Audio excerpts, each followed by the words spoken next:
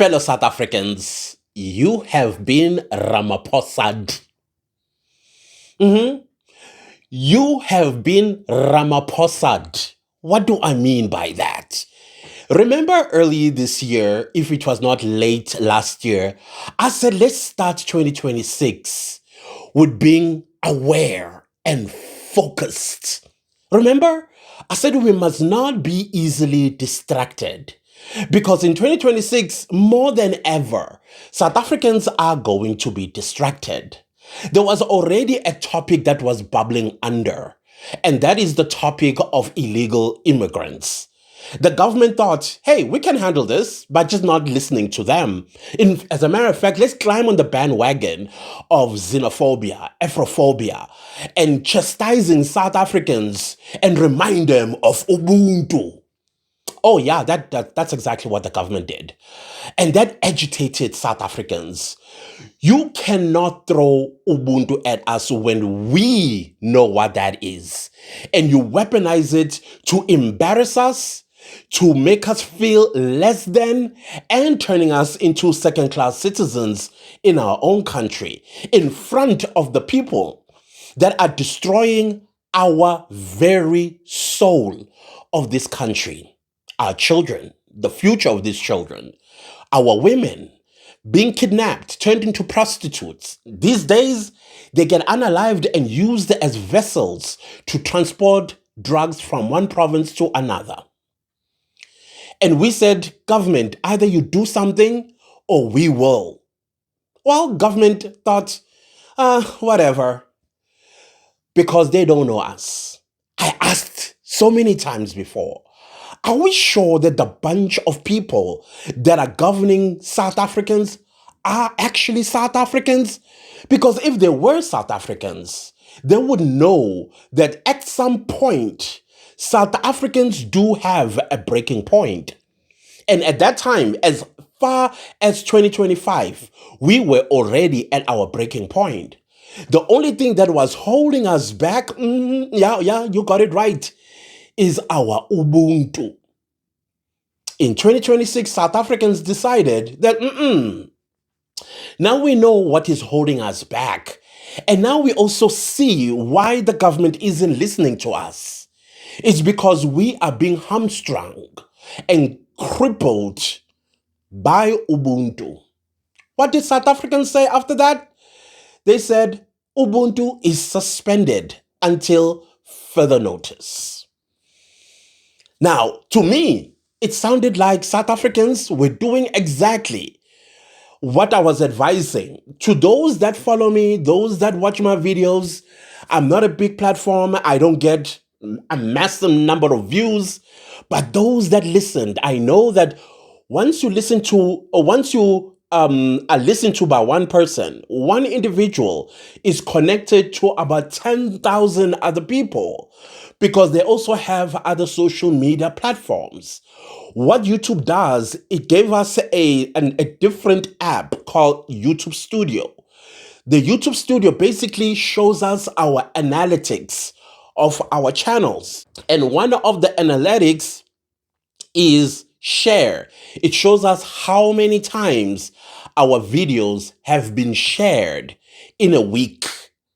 I get an average of 300 to 500 shares of the videos that I post on my channel. So that means I may have been watched by 1,000 people, but 500 people got to see. Not in fact, more than 500 people got to see that very video. And if that video has anything valuable, they will also share it, and they keep sharing it and keep sharing it. Eventually, it reaches probably 100,000 that I don't get to see on my channel. So that means the message keeps spreading and keeps spreading until it reaches all the right people. And it was based on focus and not being easily distracted. When we said, now we know our problem, the root cause of our problem is Ubuntu. Ubuntu, I do get it, how people define it, or you are because I am, blah, blah, blah, blah. That is what we gave to the world because it's unexplainable. You can't define it. And the closest you can define it is by saying, yeah, you cannot allow another human being suffer, and yet you are there and you can assist. And we know that happens a lot in countries where Ubuntu does not exist, like Nigeria, Ghana. It's all about individualism. So you can even struggle and cry blood, and yet a fellow Nigerian is in distress and the other one can help. They will not help because they don't have Ubuntu. Unlike a South African, you may come to me asking for help and I have absolutely nothing. And the little that I have is so that I can too survive. But because of Ubuntu, what do I end up doing? I either give everything that I have that is left for me to this person, or I invite the person in and I say, hey, we will share the little that I have. What happens thereafter, only God knows. That's Ubuntu, basically. And other nations and other races, they can never understand it. That is why you have professors and lecturers that lecture and teach about Ubuntu. You don't teach it. You don't lecture it. It's not something to also use as a weapon against the people that are Ubuntu. It's quite funny how things are out there. But let's come back to how you have been Ramaphosa this weekend. So Cyril Ramaphosa, on the sidelines of the SADC summit that is going to be held on the 17th of August 2026 in ICC, or Durban ICC, had a very, what you would call, shooting two birds with one stone. Well, let's start with us. How he Ramaphosa'd us. He basically rage baited South Africans by delivering this speech about how shameful and how apologetic South Africans feel about the mistreatment of illegal foreigners, so much so that we even drove them out of South Africa in the most inhumane way. Oh, he got the applause. He got the applause. And guess what he also did at the same time? He got all the African content creators tripping and falling over their tripods, trying to set up their cameras and saying, that's exactly what we wanted to hear from you, Ramaphosa. Where have you been as a leader of the people that were being barbaric, uncivilized, and unaliving people? Which something never happened, by the way. Oh, he was praised. Oh, he was praised. Inside the chambers or the hall or whatever it is, his counterparts, they were clapping, standing ovation, because that is exactly what they always wanted to hear coming from our head of state, Cyril Ramaphosa. Oh, this is where we got Ramaphosa. We got angry. We got distracted. We were like, who told him to go and apologize? We are unapologetic about nothing. We are saving the soul of our country, South Africa, from drugs, from crime, from this and that and that.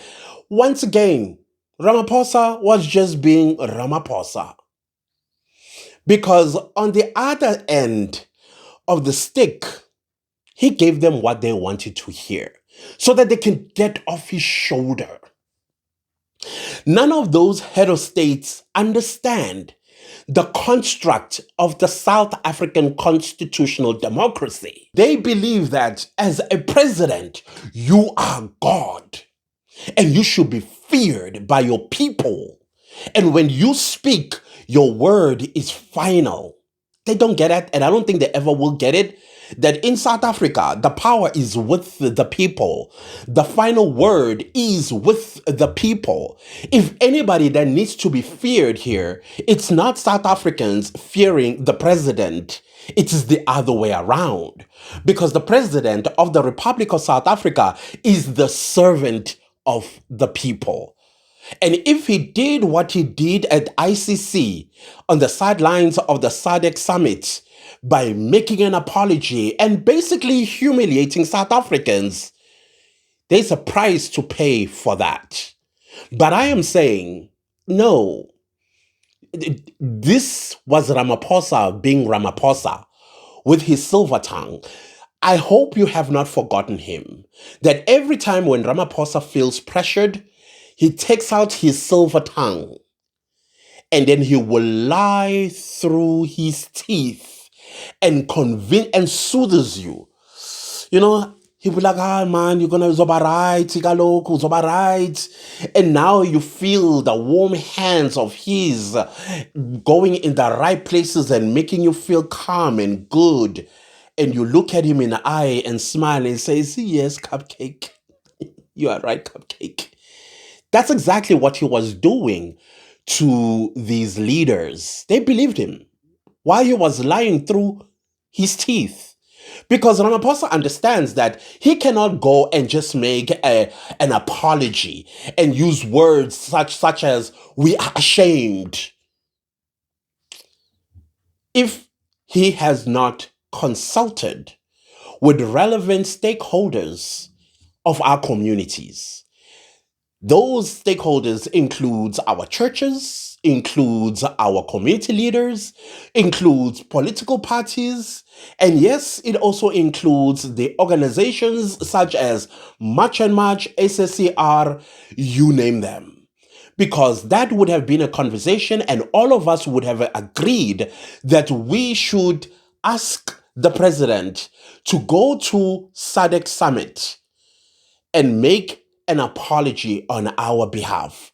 Tell those SADC leaders how ashamed we feel the way we decided to clean our country of crime, illegal foreigners, and everything that is making us not feel comfortable in our own country. He did not do that.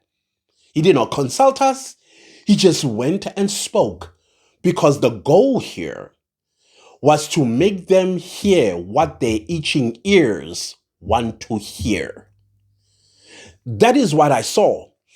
But it did anger South Africans. Now here's the question, fellow South Africans. I just realized that my ring light is not turned on, if I may do so right now.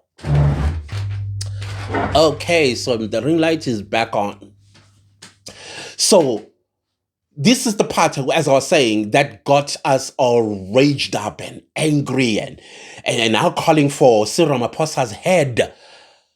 The question is, what is he distracting us from? Because this is a distraction. It's a distraction. What are we being distracted from? Are we being distracted from the SADC summit itself? Are we being distracted because of what is coming out in the Madlanga Commission of Inquiry? Because if you had to think about it, guys, what happened in the Madlanga Commission of Inquiry yesterday with Suleiman Karim deciding that I would rather go behind bars than take out all this information that could lead to Morgan Maumela and possibly to the big fish. And who is that big fish? In my head, as I was thinking, could it be the very man that went and made an apology on behalf of South Africans? I don't know. Speculating. Two IQs rubbing together. We are definitely being distracted. And we need to find what exactly that we are being distracted from. And if you know, please put it in the comment section. I'm quite interested to hear what exactly that speech was intending to do. Because when South Africans are angry at the president, we formulate all sorts of campaigns on social media, TikTok, Twitter, you name it. And while they are able to bypass all the stuff that they do not want us to see and focus on. Question is, what is it? What is it, fellow South Africans? The SADC and African leaders, they got what they wanted. But do you think they were the target? I don't think so. Ramaphosa is unapologetic. He is a head of state. A head of state that allowed illegal foreigners and the porous borders to now having entitled African leaders thinking they own pieces of South Africa. And whenever South Africans stand up and say, this is our country, they say, oh, no, no, it's not. They are saying it with confidence. Why? Because they got investments and vested interests in South Africa with our own politicians, for that matter. Haven't you heard that Pakistanis, in order for them to successfully claw themselves into our communities, they pay ward councillors somewhere around 50,000 to 500,000 rand. Remember those Somalis that broke into a meeting, a council meeting in KwaZulu-Natal?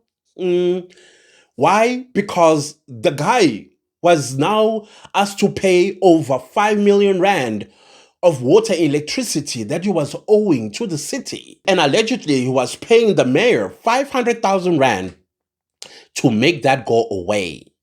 And so when he was getting arrested, he was like, there's no way I'm going to embarrass him in front of all the councillors in that council house.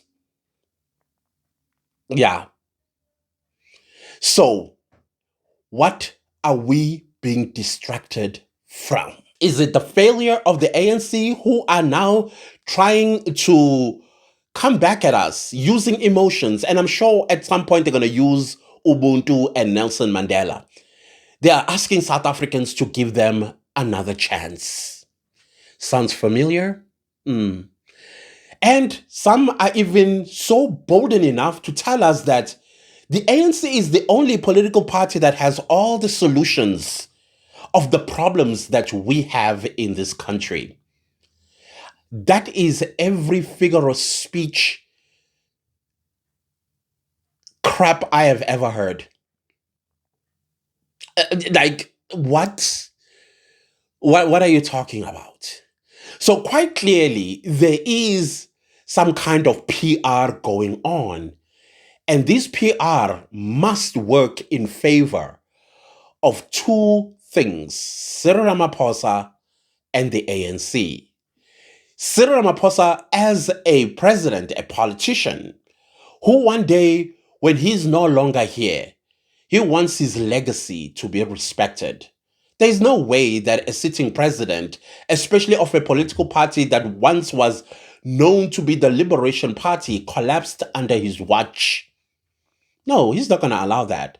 He's going to use every billion rand he has at his disposal to stop that from happening.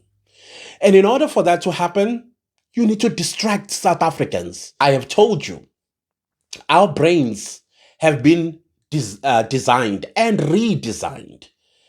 And you just press a button. Everybody that says, I'm never going to vote for the ANC again, you give them 2 pieces of KFC, a t-shirt, and boom, suddenly, I mean, I get ANC.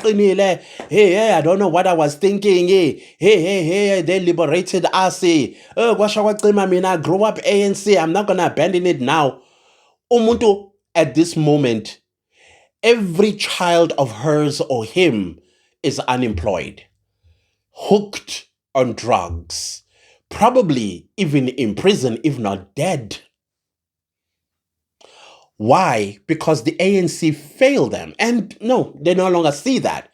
Because the KFC, and once again, this is not to KFC or saying something, I'm just using KFC as a metaphor.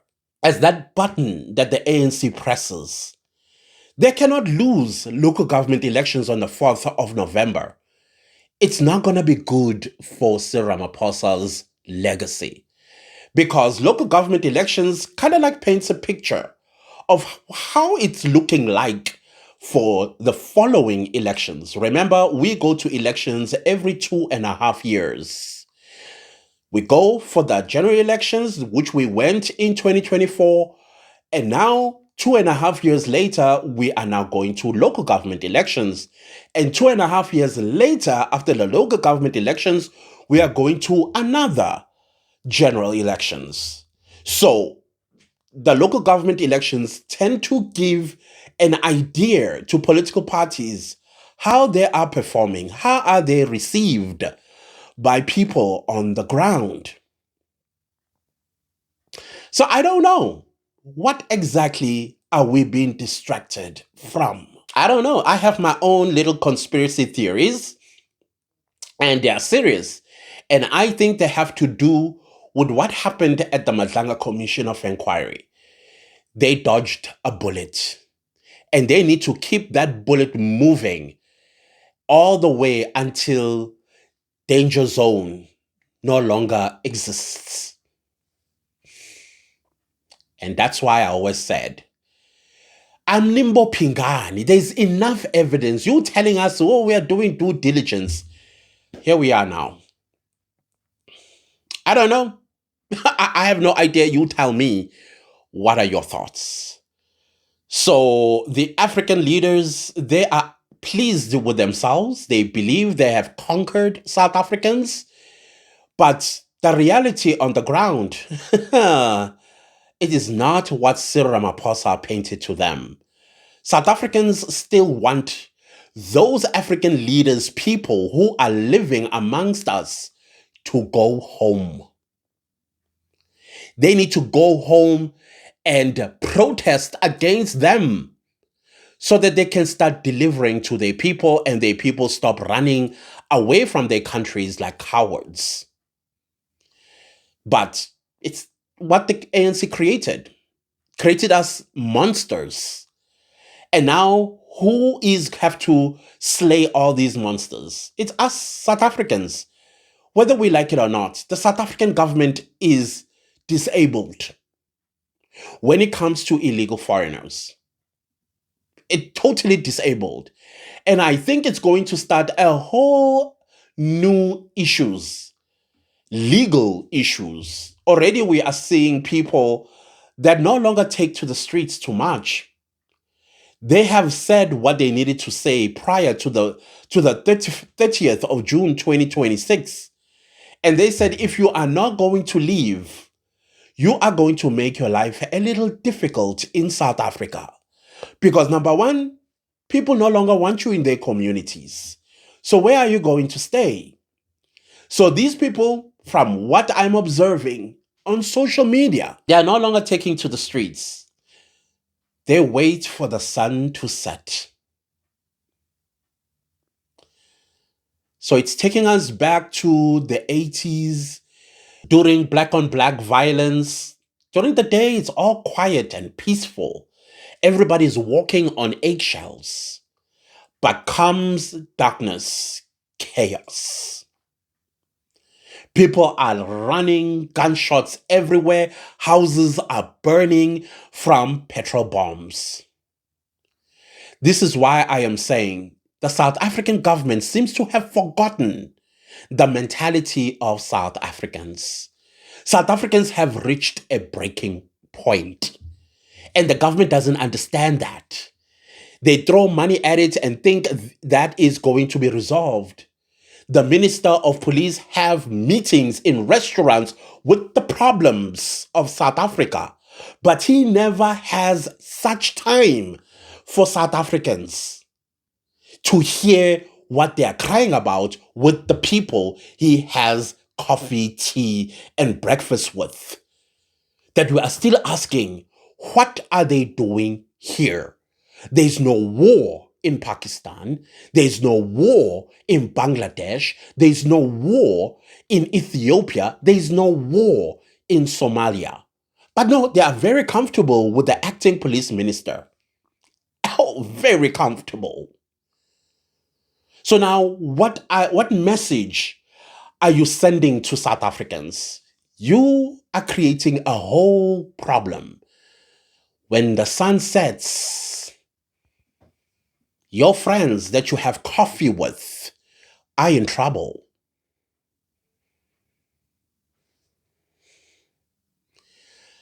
I don't know what is your problem, why you don't listen, but every dog has its day in politics. I've said this before. Time for politicians is a blink of an eye. All this arrogance will come to an end through a ballot paper. I don't know, fellow South Africans, but my biggest interest in this video is what are we being distracted from? Why Ramaphosa decided to make an apology that we did not send him to make on our behalf, and using strong words that you knew very well they're going to hit hard at us for being South Africans, for fighting for our country, for fighting for our rightful position, being South Africans, not second-class citizens. Why did he do that? What is he hiding? So that's how y'all got Ramaphosa. Because right now we are all distracted. And all kinds of distractions, by the way, that have been happening in the past week or so. Even though I support the trend, but it gave government some breather. Abonji. I mean, well, it's entertaining seeing men that knew very well that by going to bed with a woman without wearing protection, what's going to happen? You knew. So now there are consequences to be paid and you're running away like a coward. And we got distracted. What did they manage to get away with while we were busy with Abonji? What other trends also that are happening on social media that we were super focused on? Mjolo Tizeni, or that boy from Limpopo. That distracted us. And if you look at the distraction, what has it done to the spirit of Abahambe? What happened? Yes, I understand. You will deflate at some point. But when you do deflate, your presence still needs to be felt. Your presence still needs to be felt. It might not be big crowds anymore, but you still need to be felt. Because from what I was reading, if I'm not mistaken, this week, about 300 to 500 Malawians are re-entering South Africa undocumented. That means they are getting caught by BMA and sent back. And how many already are inside? Why? Because they were told, hey, go home. You volunteer to be repatriated. Go be with family. When this thing dies down, then you can come back. Is that how it looks like right now? To me, it does. If I was an illegal foreigner and I was on the other side of the Limpopo River, of course I'm going to be keeping an eye on what's going on where my bread is buttered. And when the dust has settled, of course I'm going to cross the Limpopo River with the crocodiles and come back. And guess what? My boss will be very happy to see me.